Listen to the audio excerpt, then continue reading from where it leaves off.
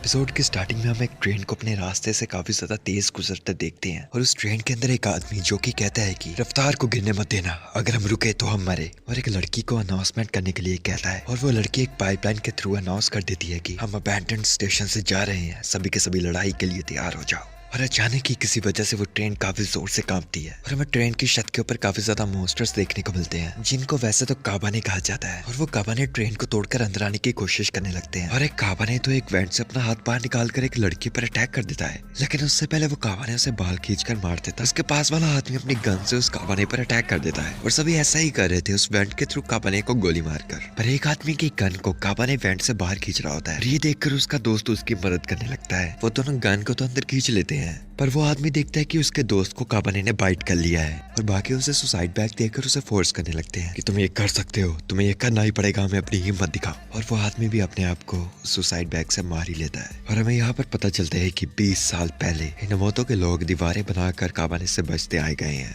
और सीन यहाँ पर शिफ्ट होता है और हम एक लड़की को उठते हुए देखते हैं और उसके पास का आदमी कहता है तुम फिलहाल के लिए सो सकती हो क्योंकि सिपाहियों ने रोक लिया है। और वो लड़की बाहर देखते हुए कहती है कि एक और स्टेशन पकड़ा गया क्या। और हमें बनाई गई दीवारों के बीच में एक विलेज दिखाया जाता है जहाँ पर एक लड़का भागते हुए जा रहा था अपने काम पे। और काम पर पहुंचने के बाद एक बंदा उसे चिढ़ा कर जाता है कि हीरो तुम्हारे बाल अभी भी बिखरे हुए हैं। और हम देखते हैं कि इकुमा ट्रेन को रिपेयर करने का काम करता है और हम देखते हैं कि इकुमा अपने एक दोस्त को बता रहा होता है कि उसका प्रेशर काफी होना चाहिए और उसका दोस्त कहता है कि तुम नॉर्मल लीड शॉट्स क्यों नहीं यूज करते। और इकुमा कहता है कि फिर वो नाइट की स्टीम गन से क्या ही अलग होगी, वो काबाने के दिल को छूकर आगे नहीं जाएगी और इसीलिए हमें जेट बुलेट्स चाहिए, वो भी और भी ताकत के साथ। और ताकम इकुमा को एक सजेशन देता है जिसे सुनकर इकुमा कहता है कि मैं अभी घर जाकर इसे फिर से करूंगा और वहां से जाने भी लगता है। और वो जाते जाते देखते हैं कि उनके सामने योमोगावा फैमिली से एक लेडी आयामे आई है। योमोगावा फैमिली वहाँ की हेड फैमिली थी, जैसे रॉयल फैमिलीज होती है। लेडी आयामे अपनी फादर की स्टीम गन को ठीक करवाने आए थे और वहाँ का हेड इकुमा को आवाज लगाता है लेडी आयामे की मदद करने के लिए।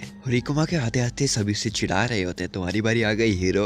और इकुमा आयामे से गन लेता है और उसे ठीक करने लगता है। और लेडी आयामे इकुमा से पूछती है क्या तुम एक हीरो बनना चाहते हो। पर इकुमा कहता है कि मुझे बस भागने से नफरत है। लेडी आयामे आखिर आप इस चीज से किसको निशाना लगाओगे। और वेस्ट गेट का दरवाजा खोलने लगता है जहाँ से आयरन फोर्ट्रेस आ रही थी और लोग बातें कर रहे होते हैं ये वाली तो कल आने वाली थी, आखिर 2 रेल फोर्ट्स एक दिन में क्यों। जब तक ट्रेन अपने स्टॉप पर रुकती है वहाँ पर सभी गार्ड्स वगैरह इकट्ठे हो जाते हैं और लेडी आयामे के फादर भी वहाँ पर मौजूद थे। और लेडी आयामे के फादर उसे बताते हैं कि आयातानी स्टेशन गिर चुका है और कम जगह रुके बेशक ये ट्रेन जल्दी ही पहुँचती। और जोर से चिल्लाते हुए कहते हैं कि इंस्पेक्शन बॉक्स लेके आओ। और हम देखते हैं कि सभी के कपड़े उतार कर उन्हें चेक किया जा रहा है कि किसी के शरीर पर काबाने के काटने के निशान तो नहीं है। और दूसरी तरफ इकुमा और सारे उसके जैसे उस ट्रेन को साफ कर रहे होते हैं क्योंकि वो ट्रेन लथपथ थी खून और लड़ाइयों के निशान से। और इकुमा को ट्रेन के टायर साफ करते वक्त किसी काबाने का हार्ट मिलता है और इकुमा उसे अपनी पॉकेट में डाल लेता है कहते हुए ये रिसर्च में काम आएगा। और उन दोनों की नजर एक लड़की पर पड़ती है जिसे एक गार्ड रोक कर कहता है कि हे बच्ची तुम्हें भी इंस्पेक्शन करवानी ही पड़ेगी। और वो लड़की अपने हाथ में पकड़े खिलौने को काफी तेज घुमाने लगती है और उस आदमी का मजाक उड़ाने लगती है ये कहकर कि सिर्फ एक बेवकूफ एक किताब को उसके पन्ने से जज करता है। ये हमेशा मेरे भाई कहते थे मूंछ वाले अंकल। पर वहाँ पर कैंशो यानी योमोगावा फैमिली का हेड आ जाता है और उस गार्ड से कहता है कि ये मेरी गेस्ट है और अपने आप को उस लड़की से इंट्रोड्यूस करवाता है। और उस लड़की के साथ एक प्रीस्ट भी आया होता है। वो दोनों कैंशो के साथ वहाँ से जाने लगते हैं पर वहाँ पर कोई आदमी जिसे चोट लगी हुई थी वहाँ से भागने लगता है और सभी गार्ड्स भी उसे पकड़ने लगते हैं ये समझ करके उसे काबाने ने काटा है। और वे सभी गार्ड्स उस आदमी पर गोलियां चलाने लगते हैं। जब वो आदमी गिर जाता है सभी उसे घेर लेते हैं पर इकुमा उनके बीच में आ जाता है और कहता है रुक जाओ तुम डरपोक। और कहता है कि क्या ये तुम्हारे बनाए गए रूल नहीं है कि उन्हें 3 दिन जेल में रख के चेक करना। पर वो सभी गार्ड्स इकुमा को मारने लगते हैं और एक गार्ड तो काफी जोर से इकुमा को लात मारता है और इकुमा ने जो काबाने के दिल उठाए थे वो बाहर गिर जाते हैं।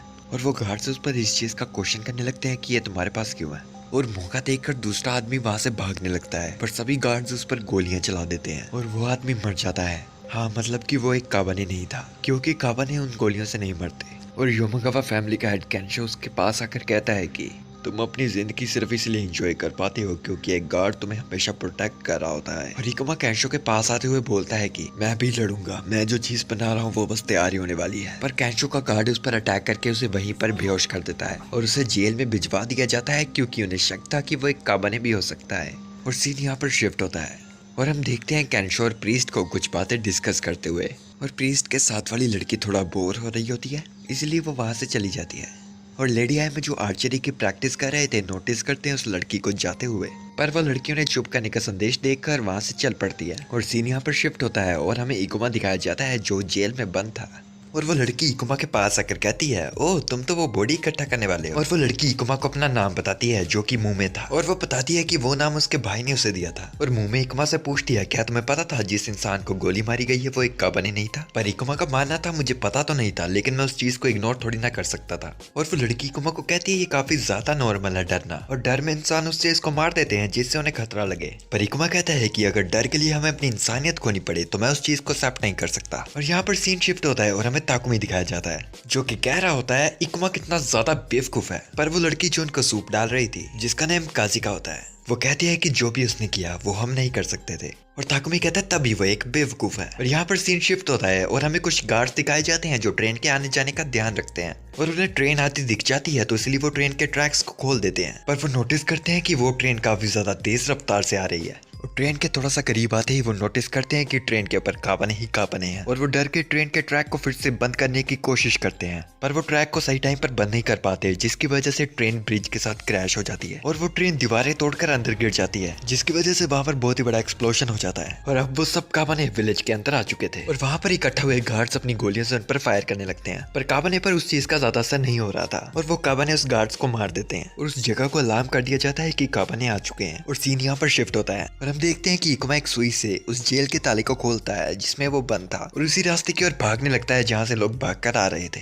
और कह रहा होता है मुझे मेरी पीर्सिंग कैनन लानी पड़ेगी। और यहाँ पर हम देखते हैं कि काबने एक लड़की की माँ को मार देता है, और उस पूरी जगह पर काबने ही काबने इंसानों को मार रहे होते हैं। और हमें मुंह में और वो प्रीस्ट उसी रास्ते से गुजरते दिखाए जाते हैं, और वो प्रीस्ट कहता है कि उन्होंने वेस्ट गेट तोड़ दिया है, हमें आयरन फोर्ट्रेस की तरफ जाना पड़ेगा। और सीन यहाँ पर शिफ्ट होता है और हम देखते हैं लेडी एमे को, जो अपने फादर से कह रही थी क्या आप इस जगह को छोड़कर जा रहे हो? पर कैंशु कहता है नहीं, जब आयरन फोर्ट्रेस तैयार हो जाएगी मैं सबको सिग्नल भेज दूंगा, और जब तुम्हें वो दिखे आ जाना। और वहां से चले जाता है, और हम फिर से इकुमा को देखते हैं जो भागा भागा जा रहा है अपनी लैब की तरफ, और अपने हाथ को काटते हुए कहता है कि काबने खून का पीछा करते हैं, और फिर से खून बहाते बहाते अपनी लैब की तरफ चल पड़ता है। और हम देखते हैं सोल्जर्स जो है लोगों को अंदर नहीं आने दे रहे बिना उनके शरीर पर निशान चेक किए। और सीन शिफ्ट होता है और हम एक काबने को देखते हैं जो इकुमा के खून का पीछा करते हुए उसकी तरफ जा रहा था, और इकुमा उस काबने को देख लेता है और अपनी पीर्सिंग गन को तैयार करते हुए कहता है मैं इस बार नहीं फंसूंगा। और इकुमा अपनी पोजीशन पर खड़ा ही था कि उस लैब की छत तोड़कर काबने उस पर अटैक कर देता है, और रेंगते रेंगते कहीं उस काबने के अटैक डोज करने के बाद वो अपनी पीर्सिंग कैनन उस काबने के हार्ट पर रखता है, और उस पीर्सिंग कैनन का प्रेशर तेज करता है, जिसके साथ ही उस काबने के दिल को चीर देता है और उसे वही मार देता है। और वो काफी ज्यादा खुश हो जाता है कि उसने अपनी पीर्सिंग गन से उस काबने को मार दिया। पर उससे पहले वो इस बात की ज्यादा खुशियां मना पाए, वो नोटिस करता है कि उसके शोल्डर पर काबने ने काटा है। और सीन यहाँ पर शिफ्ट होता है और हम मुंह में और उस प्रीस्ट को देखते हैं, और वो प्रीस्ट मुंह में को कहता है तुम्हें यहाँ से अब अकेला ही जाना पड़ेगा, क्योंकि उससे भी काबने ने काट लिया था।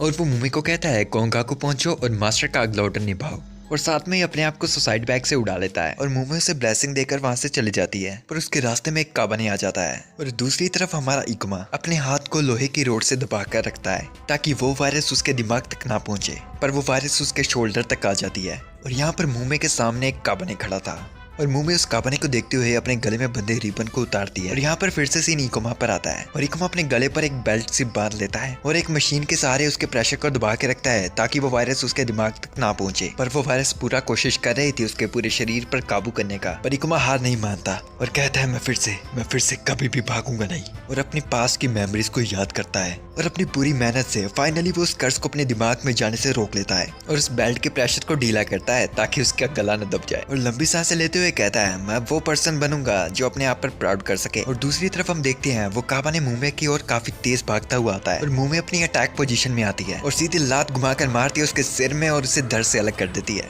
और हम देखते हैं कि उसकी सैंडल में एक नुकीला सा कील था जो कि फंस गया था जगह के साथ, तो इस वजह से उसे अपना पैर ही सैंडल से बाहर निकालना पड़ता है, और फिर ये एपिसोड खत्म हो जाता है। अभी के लिए इतना ही था। See you soon. Anyways for now bye, goodbye, sayonara, जाना।